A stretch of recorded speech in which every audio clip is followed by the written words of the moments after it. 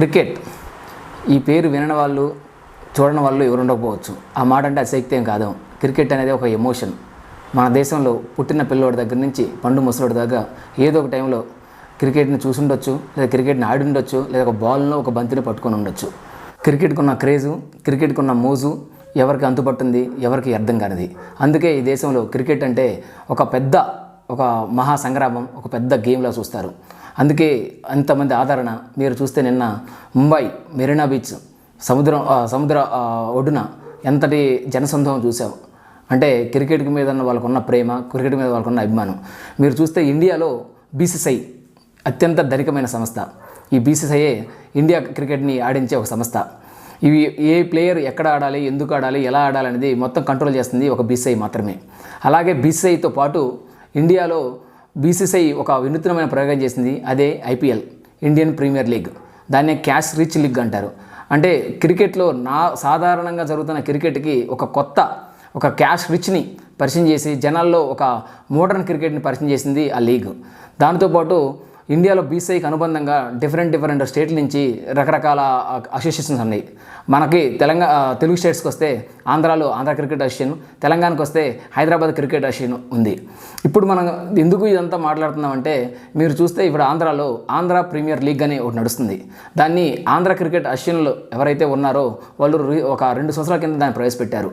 అంటే ఇది ఎవరైతే ఆంధ్రాలో ప్లేయర్స్గా ఎదగాలనుకుంటున్నారో, ప్లేయర్స్గా వాళ్ళ జీవితాన్ని మలుచుకోవాలనుకుంటున్నారో, ఎవరైతే లోకల్గా మట్టిలో మాణిక్యాలు అంటాం కదా, అంటే లోకల్గా ఉండి వాళ్ళ టాలెంట్ని ప్రూవ్ చేసుకోవడానికి ఎటువంటి ప్లాట్ఫామ్ లేని వాళ్ళకి ఆంధ్ర క్రికెట్ అసోసియేషన్ ఒక ఆపర్చునిటీ కల్పించింది. ఇప్పుడు ఎవరైతే అరబిందో మేనేజింగ్ డైరెక్టర్గా ఉన్న ఎవరైతే చర్చంద్రారెడ్డి ఉన్నాడో, ఆయన ఇవాళ ఆంధ్ర క్రికెట్ అసోసియేషన్ కూడా ప్రెసిడెంట్గా ఉన్నాడు. ఆయనతో పాటు ట్రెజరర్ గోపినాథ్ రెడ్డి, అలాగే కొంతమంది గవర్నమెంట్ కౌన్సిల్ ఉంది. వీళ్ళంతా కలిసి ఒక ప్లాట్ఫామ్ క్రియేట్ చేశారు. అదే ఆంధ్ర ప్రీమియర్ లీగ్. మీరు ఆంధ్ర ప్రీమియర్ లీగ్ని చూస్తే 2022 వాళ్ళు జూన్లోనూ జూలైలోనూ ఫస్ట్ సీజన్ స్టార్ట్ చేశారు. ఆ తర్వాత రెండో సీజన్ నడుస్తుంది. ఇప్పుడు జూన్ 30th నుంచి జూలై 13th వరకు మూడో సీజన్ నడుస్తుంది. మీరు ఆంధ్ర ప్రీమియర్ లీగ్ని చూస్తే అక్కడ 6 జట్లు పోటీ పడతాయి. ఒకటి రాయలసీమ కింగ్స్, అలాగే కోస్టల్ రైడర్స్, అలాగే Bezawada tigers, Godavari Titans, Vizag warriors, Uttarandhra Lions. అంటే ఇలాంటి 6 టీంలు వాళ్ళు సెలెక్ట్ చేసి 6 టీములకి ఎవరైతే ఆంధ్రాలో ప్లేయర్స్ ఉన్నారో వాళ్ళని సభ్యులుగా చేర్చుకున్నారు. మీరు చూస్తే ఆంధ్ర క్రికెట్ అసోసియేషన్ నుంచి మనకి ఇప్పుడు వరకు హనుమ విహారీ వచ్చాడు, ఆ తర్వాత కేఎస్ భరత్ వచ్చాడు, ఇప్పుడు రీకీ బుయ్ ఉన్నాడు, ఇప్పుడు new sensation hour dearest Nitish Kumar Reddy కూడా ఈ ఆంధ్ర క్రికెట్ అసోసియేషన్లో ఉన్నాడు. ప్రజెంట్ ఎవరైతే ఈ ప్లేయర్స్ ఉన్నారో ఆ ప్లేయర్స్ని సభ్యులుగా చేర్చి, రీకీ బుయ్ ఏమో ప్రజెంట్ ఫస్ట్ క్లాస్ క్రికెట్ కెప్టెన్గా ఉంటున్నాడు.